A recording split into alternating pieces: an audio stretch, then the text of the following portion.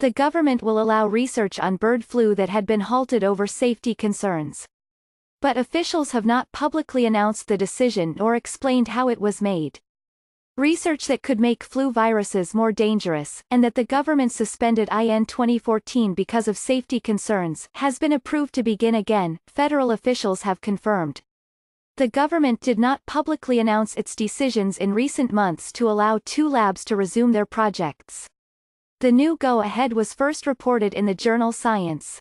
The lack of information about the decision and how it was made have provoked outrage from some scientists, who oppose the research because they say it could create mutant viruses that might cause deadly pandemics if they were unleashed by lab accidents or terrorism.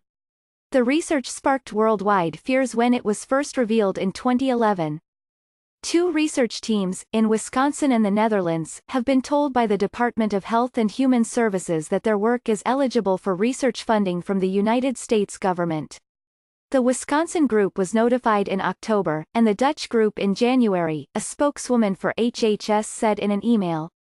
Despite requests from the New York Times on Thursday and Friday, officials from HHS did not explain why they had not announced their decisions on the 2 labs at the time they were made. Spokeswoman for HHS and the National Institutes of Health said the decision to lift the moratorium had already been announced in December 2017 when NIH disclosed that the studies would be allowed, but only after newly created expert panels judged each proposal to be safe and scientifically sound. At that time, the government had not yet approved any specific projects. The NIH said it does not generally issue news releases to announce new research grants, but does post them on its NIH Reporter website. Dr. Anthony S. Fauci, director of the National Institute of Allergy and Infectious Diseases, said it was a sound decision to let the research resume. The money for some of the Wisconsin research, $605,206, will come from his institute. Look, everyone said we needed a system for this kind of research to be vetted by outsiders who were experts, he said. So we got a system. Mark Lipsitch of Harvard and Tom Inglesby of Johns Hopkins University said the workings of that system should be made public.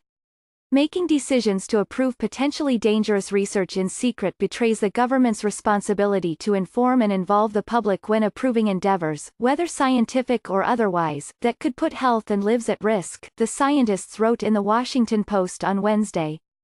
In an interview, Dr. Lipsitch said lab accidents do occur, often involving human errors that biosafety and security measures cannot prevent. In several cases, he said, people mistakenly sent germ samples from a lab thinking they had been inactivated when the samples were actually live and dangerous. This is a global issue, and standards we set in the United States will be imitated, whether they are high or low, Dr. Lipsitch said. The people at risk are not only Americans. If there's a big pandemic, it's a big pandemic for everybody. This needs to be decided at the global level, between governments and the World Health Organization. A global furor erupted in 2011 when 2 labs revealed that they had altered a deadly type of bird flu virus in a way that made it more contagious among ferrets, which catch the flu in much the same way people do and are used to study how it might spread among humans. One lab was led by Yoshihiro Kuoka, at the University of Wisconsin-Madison, and the other by Ron Faucier, at the Erasmus Medical Center in Rotterdam. That particular bird flu, a type called H5N1, rarely jumps from birds to humans, but is highly lethal when it does. Infected people do not seem to spread the disease to others, but if it did become transmissible between humans, it could cause a pandemic with an enormously high death rate. Flu viruses in nature mutate a lot, sometimes changing how contagious and how deadly they are. Researchers say that manipulating those traits in the lab could identify specific genetic changes that make a virus more dangerous. Some scientists strongly defended the importance of the research cleared to proceed. Dr.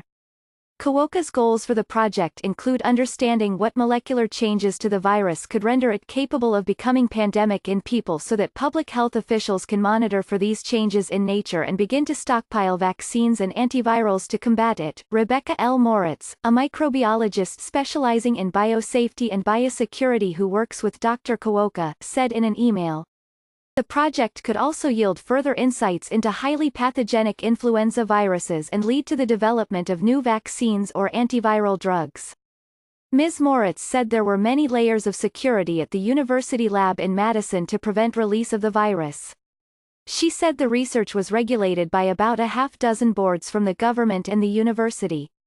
Employees have to pass a background check by the Federal Bureau of Investigation and be approved by a federal agency that specializes in dangerous pathogens. People experimenting with the viruses work in a closed lab, completely covered by spacesuit-like garments and hoods with their own purified air supply. They must take a decontaminating shower before leaving the lab.